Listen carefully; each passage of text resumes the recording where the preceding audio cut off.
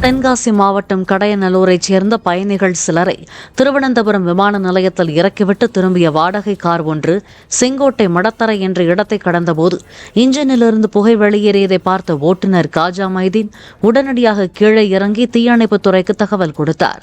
தீயணைப்பு வீரர்கள் விரைந்து வந்து மளமளவென பரவிய தீயை அணைத்தனர். ஆனாலும் கார் முழுவதும் எரிந்து எலும்புக்கூடாக காட்சியளித்தது.